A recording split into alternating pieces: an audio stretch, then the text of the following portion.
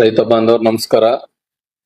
ಕಲಬುರಗಿ ಜಿಲ್ಲೆಯಲ್ಲಿ ಈಗ ಆಲ್ರೆಡಿ ಮುಂಗಾರು ಹಂಗಾಮ ಪ್ರಾರಂಭವಾಗಿದ್ದು, ಮಂಗಳವಾರ ದಿನಾಂಕ 9 ಜೂನ್ ಹಾಗೂ 10ನೇ ತಾರೀಕು ಜೂನ್ ಹೆಚ್ಚಿನ ಪ್ರಮಾಣದಲ್ಲಿ ಮಳೆ ಬರುವಂತ ಸಾಧ್ಯತೆ ಇದೆ.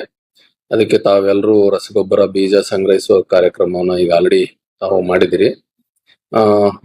ರೈತ ಬಾಂಧವರಲ್ಲಿ ರಿಕ್ವೆಸ್ಟ್ ಏನ್ ಮಾಡ್ತೀನಿ ಅಂದ್ರೆ, ತಾವು ಮನೆ ಬೀಜ ಬಳಸ್ತಾ ಇದ್ರೆ ದಯವಿಟ್ಟು ಈ ವರ್ಷ ಒಂದು ಮುಂಗಾರು ಹಂಗಾಮ ಮಳೆ ಕೊರತೆ ಇದೆ ಅಂತ IMD ಇಂದ ಮಾಹಿತಿ ಬಂದಿರೋ ಕಾರಣ ತಾವು ಕ್ಯಾಲ್ಸಿಯಂ ಕ್ಲೋರೈಡ್ ಇಂದ ಬೀಜ ಕಠಿಣಗೊಳಿಸೋಕೆ ಮಾಡಬೇಕು.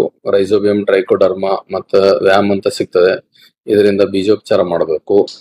ಬೀಜೋಪಚಾರ ಮಾಡಿ ರೈತ ಬಾಂಧವರೆಲ್ಲರೂ ತಾವು ಬಿತ್ತನೆ ಮಾಡದಲ್ಲಿ ಬೆಳೆಗೆ ರೋಗ ನಿರೋಧಕ ಶಕ್ತಿ ಮತ್ತು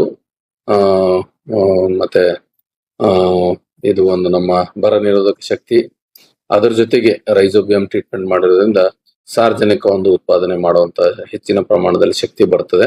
ರೈತ ಬಾಂಧವರನ್ನು ಅನುಸರಿಸಬೇಕಂತ ರಿಕ್ವೆಸ್ಟ್ ಮಾಡಿ. Thank you.